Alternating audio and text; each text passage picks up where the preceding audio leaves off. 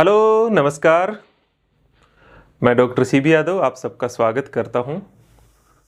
आज हम बात करेंगे लोक प्रशासन विषय की आगामी असिस्टेंट प्रोफेसर की जो एग्ज़ाम है आरपीएससी द्वारा 19 मई 2024 को प्रस्तावित है, उसकी तैयारी कैसे करें और उस तैयारी में मैं आपकी क्या मदद कर सकता हूं। मुझसे विद्यार्थी लगातार संपर्क कर रहे हैं। राजस्थान यूनिवर्सिटी में भी जब मैं जाता हूं तो वहां भी विद्यार्थी इस अपेक्षा के साथ मेरे पास में आते हैं कि मैं उनकी कुछ मदद कर पाऊं। निश्चित तौर पर ही लोक प्रशासन विषय एक नया विषय है, पुस्तकें भी कम है, स्टडी मटेरियल भी कम है, टीचर्स की अवेलेबिलिटी भी निश्चित तौर पर ही विद्यार्थियों को जिस तरह से होनी चाहिए उस तरह से एक तरह से अवेलेबिलिटी भी कम है। ये भी बात सच है। ऐसा नहीं है कि इस विषय में काम नहीं है। मैंने खुद ने इस विषय पे बहुत काम किया है। मुझे विषय सच में बहुत पसंद है। मैं इसे बहुत गहरे में डूब के पढ़ाता हूँ तो बड़ा मज़ा आता है। लेकिन कुछ व्यस्तताओं की वजह से, मानिए कुछ अन्य प्रोजेक्ट्स पे काम कर रहा था, इसलिए एक जितना समय देना चाहिए लोक प्रशासन के विद्यार्थियों को उतना नहीं दे पाए। इसका निश्चित तौर पर ही खेद भी है। लेकिन अब मैंने सोचा है कि जो विद्यार्थी इस एग्ज़ाम में बैठ रहे हैं उनके लिए कुछ मार्गदर्शन ज़रूर उपलब्ध करवाया जाए। तो हम इसकी एक छोटी सी बात करेंगे। पहली बात कि आपके लिए कितने अवसर हैं। तो अब की बार जो इस वैकेंसी के कुल पद है वो बम्पर पद है। 45 पद आए हैं। सिर्फ 45 ही या 45? लोक प्रशासन जैसा विषय जो एक छोटा सा और नवीन विषय है, इतनी बड़ी वैकेंसी इस विषय के इतिहास में ही नहीं रही है। किसी दूसरे स्टेट की तो छोड़ो, पहले वैकेंसी आती थी 6 पोस्ट, 8 पोस्ट, 3 पद। मैंने भी दिया था, उस समय 3 पद थे। तो बहुत बड़े अवसर है। बड़े अवसर इसलिए भी है कि थोड़ा आंकड़ों से मैं आपको बता देता हूं। कुल जो आवेदन आए थे लोक प्रशासन के, वो आवेदन थे 1800। आरपीएससी ने खुद ने बताया है कि लगभग 50% के आसपास विद्यार्थी थर्ड पेपर में उपस्थित रहे। इसका मतलब है कि इसमें भी हम मान के चले कि 900 विद्यार्थी उपस्थित रहे होंगे। लेकिन जो 19 मई को एग्जाम है, जो कि महत्वपूर्ण एग्जाम है, उसमें कितने विद्यार्थी रहेंगे आप बताइए। 900 विद्यार्थी जो दिए होंगे, अप्रोक्स हम मान के चल रहे हैं 800 भी हो सकते हैं, 1000 भी हो सकते हैं, जिनके बहुत कम मार्क्स आए हैं थर्ड पेपर में। निश्चित तौर पर ही वो उपस्थित होने का कॉन्फिडेंस इसलिए नहीं जुटा पाएंगे क्योंकि वो तैयारी नहीं करेंगे। और मेरी जानकारी के अनुसार बहुत सारे विद्यार्थी ऐसे हैं जिनके 20 मार्क्स भी नहीं आए हैं। तो वो शायद इसमें आगे की तैयारी कंटिन्यू नहीं करें। कुछ विद्यार्थी आरएस दे रहे हैं। कुछ के मार्क्स इसलिए बहुत ज़्यादा आ जाते हैं क्योंकि वो रिट की और इन एग्जाम्स की तैयारी करते हैं, लेकिन सब्जेक्ट अपने आप पर तैयार करना बड़ी बात होती है।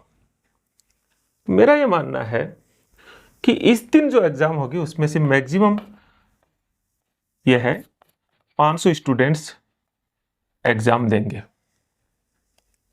और उनमें से जो सीरियस स्टूडेंट होंगे वो 200 भी नहीं रहेंगे। कहने का मतलब है कि हर 4 में से एक विद्यार्थी जो है उसके चांस है कि वो इसमें फाइनली सेलेक्ट हो जाए। इतनी प्रोबेबिलिटी और इतना रेशो तो कभी नहीं होता। और फिर भी अगर आपको लगता है कि इसकी तैयारी नहीं करें इस दुविधा में हो, तो फिर आपका, मैं कहूँगा कि फिर तो भगवान भी आ जाए और वो भी कह दे कि भैया ये लड्डू पड़ा है खा ले, और आप उसके बारे में भी सोचे कि मैं खाऊं कि नहीं खाऊं, वो वाली स्थिति हो जाएगी। तो आप सबको तैयारी करनी चाहिए। क्या उन विद्यार्थियों को भी तैयारी करनी चाहिए जिनके थर्ड पेपर में 15 नंबर ही आए? तो मैं कहूंगा यस, बिल्कुल उन्हें भी। क्यों? क्योंकि 150 नंबर का जो फर्स्ट और सेकंड पेपर है सब्जेक्ट का, वो मायना रखेगा। उसमें से उसी विद्यार्थी के मार्क्स रहेंगे जिनकी सब्जेक्ट की तैयारी अच्छी होगी। और इसमें अब सबकी जीरो से तैयारी शुरू हो रही है। तो ये सिलेक्शन जो है वो सब्जेक्ट पे डिपेंड होगा। मैं ये नहीं कह रहा कि राजस्थान के इस पेपर का योगदान नहीं होगा, निश्चित तौर पर ही जिनके 35 नंबर है उनको अतिरिक्त बेनिफिट है ही, लेकिन 15 मार्क्स वाला सिलेक्शन नहीं करवा सकता ऐसा। महत्वपूर्ण सवाल पे आ जाते हैं, तैयारी कैसे, और उसमें मैं क्या मदद कर सकता।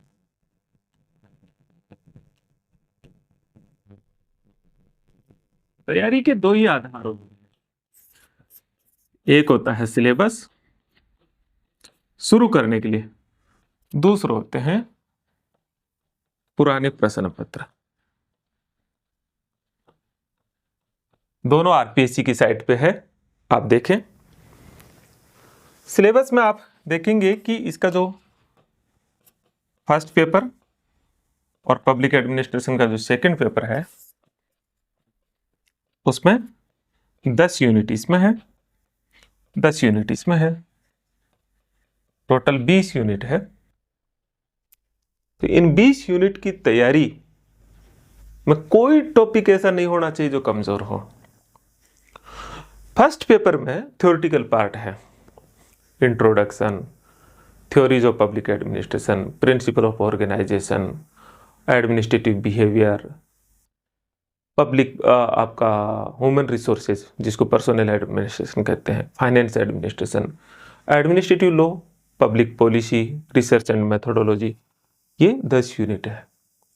और जो सेकंड पेपर है उसमें इंडियन पब्लिक एडमिनिस्ट्रेशन और फिर उसके एप्लीकेशन से संबंधित, कैसे भारत में लोक प्रशासन का विकास हुआ, सेंट्रल गवर्नमेंट, स्टेट गवर्नमेंट और लोकल गवर्नमेंट के स्ट्रक्चर और उसका एडमिनिस्ट्रेशन, 3 यूनिट इसकी है।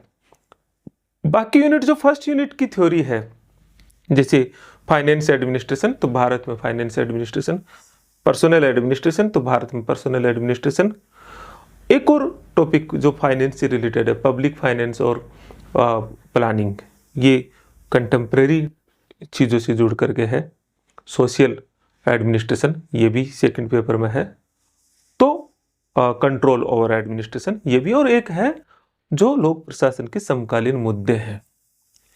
तो दोनों पेपरों की जो अलग अलग यूनिट है उनके लिए अच्छी अच्छी पुस्तकें, लोक प्रशासन में इतना ही तो पुस्तकें हैं, उनमें क्या छोड़ना, सारी ले लो आप। हाँ ये जरूर है कि इनकी बुक्स जो है वो आपको साधारण तो उन कंपटीशन की तैयारी, जो कंपटीशन की पुस्तकें जहाँ बिकती है वहाँ नहीं मिलेगी, आपको चौड़ा रास्ता जाना पड़ेगा, आपको अमेजन पे जाना पड़ेगा, आपको मेरे पास आना पड़ेगा, हमारी लाइब्रेरीज में जाना पड़ेगा। लेकिन इन 10 यूनिट्स में, ये जो 10 और 10 20 यूनिट है, ये 20 यूनिट नहीं है। जैसे मैं आपको बताता हूँ, फाइनेंस एडमिनिस्ट्रेशन, भारत में फाइनेंस एडमिनिस्ट्रेशन, पब्लिक फाइनेंस जो आपकी फाइनेंस पॉलिसी और प्लानिंग वाला है, ये तीनों मिला के एक बन जाता है। ह्यूमन रिसोर्सेज फर्स्ट पेपर में और सेकंड पेपर का जो पर्सनल एडमिनिस्ट्रेशन है वो दोनों मिला के एक बन जाता है आपका, और कंपैरेटिव पब्लिक एडमिनिस्ट्रेशन, इन तीनों को एक साथ पढ़ना चाहिए। तो इसी तरह से जो यूनियन गवर्नमेंट, स्टेट गवर्नमेंट, इन दोनों को कंपैरेटिव बेरेक्ट से पढ़ना चाहिए। तो इस तरह से देखते हैं तो मैं मानता हूं कि टोटल अगर आप देखें तो 13 या 14 यूनिट रहती है हमारे पास में, और उसकी तैयारी हमको बढ़िया तरीके से करें। आखिरी सवाल आता है कि मैं इसकी तैयारी कैसे कराऊंगा और कौन कौन सी बुक हो। तो मैं क्या आपकी मदद कर सकता हूं, मैं पहले इस सवाल पे आता हूं, मैं आपकी क्या मदद कर सकता हूं।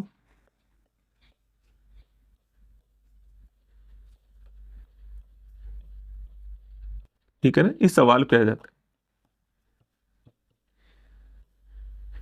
पहला,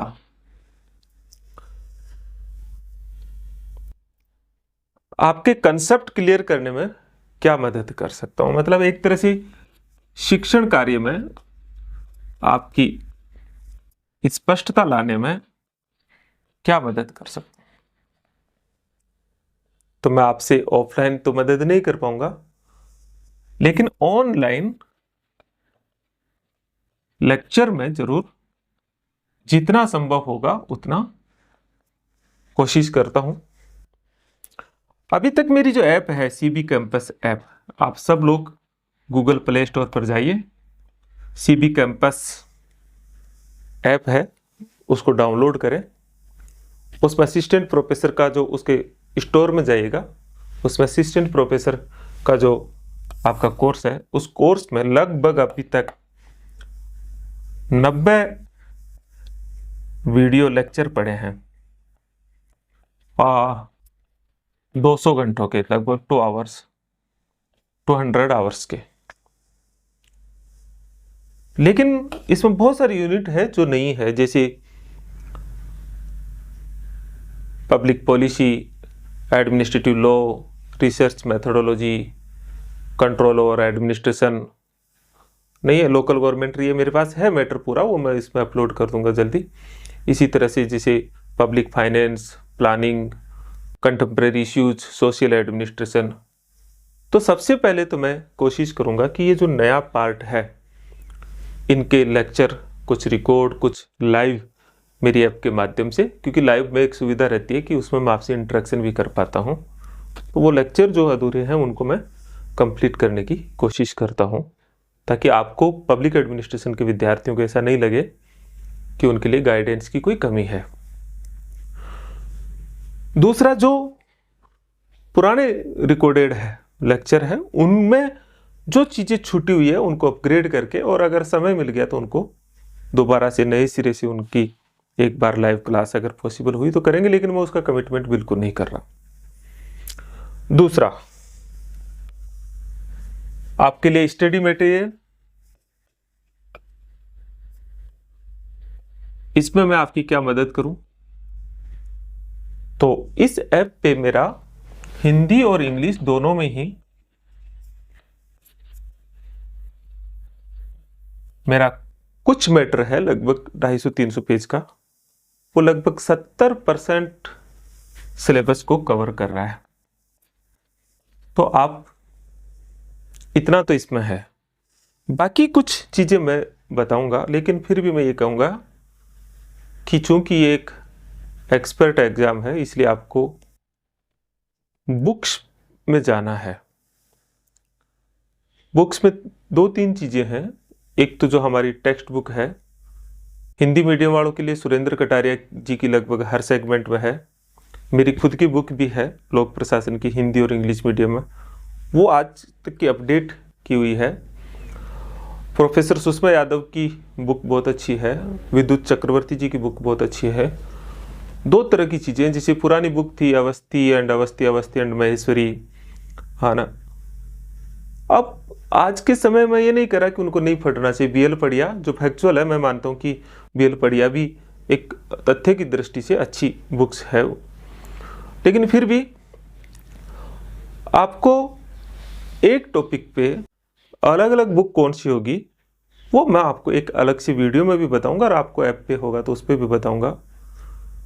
मेरे इस ऐप पे एक जूम की सुविधा भी है, जिस पे मैं आपसे रूबरू होता हूं कि आपकी कोई पर्सनल प्रॉब्लम हो तो मैं एक पर्टिकुलर समय दूंगा, उस पर आपसे बात करूंगा। एक और चीज़ है लास्ट, वो ये है कि क्या टेस्ट मददगार होते हैं। तो मैं कहूँगा कि निश्चित तौर पर ही टेस्ट मददगार होते हैं, लेकिन टेस्ट का स्टैंडर्ड जो है वो ज़्यादा महत्वपूर्ण है। हर बार पेपर जो है उसका स्टैंडर्ड कंटिन्यू बढ़ रहा है, इसलिए आपको अगर टेस्ट ऑब्जेक्टिव प्रैक्टिस भी करनी है तो प्रीवियस ईयर के जो क्वेश्चन पेपर है, चाहे वो नेट के हो, आपका असिस्टेंट प्रोफेसर चाहे दूसरे स्टेट की हो, या फिर जो पहले पुराने पैटर्न में जो यूपीएससी और स्टेट पब्लिक सर्विस कमीशन के जो सिविल सर्विसेज के एग्जाम्स थे उनके क्वेश्चन पेपर को आपको सोल्व करना चाहिए। उनका एक स्टैंडर्ड है। हिंदी और इंग्लिश में एक एम लक्ष्मीकांत की पुस्तक आती है, वो आप निश्चित तौर पर ज़्यादातर विद्यार्थी जानते होंगे, वो भी हमारे यहाँ मददगार है। तो मित्रों, मैं आपको लगातार रूबरू होता रहूँगा। आगे आने वाले लेक्चर में मैं एक एक आपसे कुछ जो विद्यार्थी मेरे पास रहेंगे उनकी तो बात है ही, जो नहीं भी है उनके लिए भी मैं हर यूनिट के 2-2, 3-3 यूनिट का सेगमेंट बना करके फिर मैं आपको बताऊंगा कि इसमें से कौन सी बुक पढ़नी चाहिए, कौन सी बुक नहीं पढ़नी चाहिए, और किस तरह से आप ऑब्जेक्टिव की तैयारी करें। और ऑब्जेक्टिव में जो ऑब्जेक्टिव बिल्कुल अजीबोगरीब होता है और जिसका कहीं मैटर नहीं मिलता है, तो उसके लिए फिर हम क्या करें। तो मिलकर के कुछ चीज़ आप बताएंगी और निरंतर आप और हम मिलकर के इसको सीखती हुई प्रक्रिया में मैं आपकी सफलता में जो एक छोटा सा योगदान अगर मेरे से जितना संभव होगा वो मैं देने की कोशिश करूँगा। Thank you so much. सभी को नमस्कार।